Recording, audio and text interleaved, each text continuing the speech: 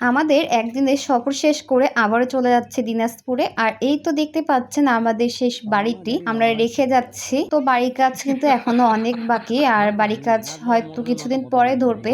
আপাতত এখন বন্ধ রেখেছে, এখন এত তাড়াহুড়ো নেই আমাদের, এর জন্য আমরা একটু বন্ধ রেখেছি। আর এই তো আমি আর আম্মু ভ্যানে উঠে অপেক্ষা করছি। আরো কিছু মানুষ যেত, তো তারা আসবে, তারপর ভ্যানটা ছাড়বে। তো এদিকে ধান কিন্তু কাটা লেগে গেছে, অনেক জমিতে ধান কাটা হয়ে গেছে, আর কয়েকটা জমিতে ধান কাটবে। আর এই তো আমরা চলে যাচ্ছি, ভ্যান চালু হয়ে গেছে, চলে যাচ্ছে। আর ট্রেন প্রায় 8 ঘন্টা লেট ছিল, 10:45 ট্রেন ছেড়েছিল। তো পুরো ব্লগটা দেখতে এখন হচ্ছে আপনাদের সকলের কাছে ভালো লাগবে।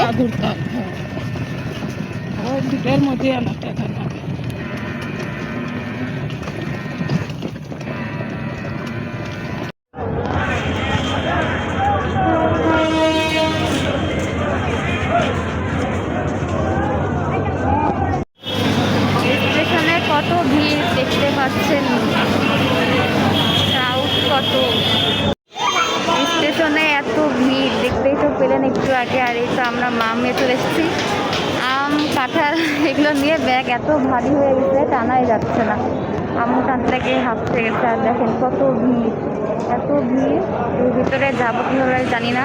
ট্রেন 6 ঘন্টা লেট, কী যে হবে জানি না, 6 ঘন্টা লেট ট্রেন শুনতেছি। তো দেখা যাক ট্রেন এখন কয়টার দিকে ঢুকে তার নাই ঠিক। সবাই দোয়া করেন যেন ঠিকভাবে আমরা পৌঁছাতে পারি, আল্লাহ। আর এটা পরে কথা হবে, আর এখন বেশি কথা বলবো না, যেহেতু অনেক ভিড়, এখানে ফোন চুরি হতে পারে।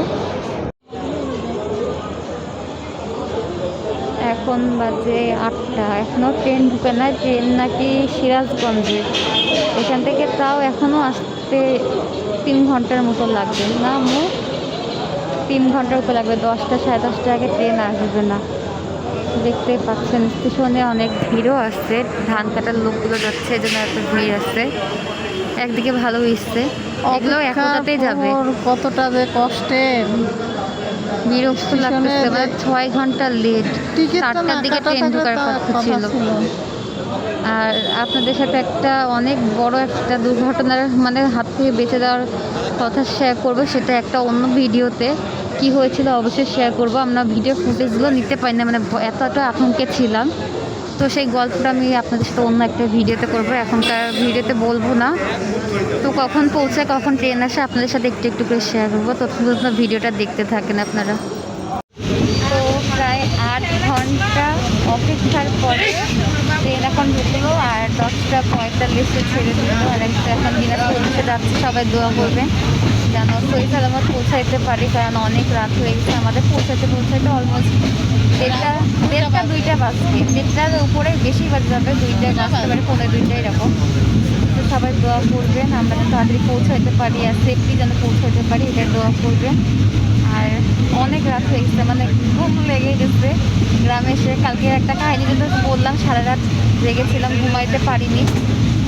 আর কেন ঘুমাইতে পারিনি আমরা, অবশ্যই কালকে সারা রাত বসে থেকে রাতটা কাটাইছি, মানে কখন সকাল হবে এই অপেক্ষা ছিলাম।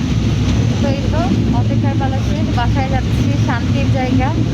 কারণ নিজের এখনো বাড়ি আমাদের কমপ্লিট হয়নি, ওখানে কমপ্লিট হলেও এত কষ্ট কিছু মনে হবে না ওখানে।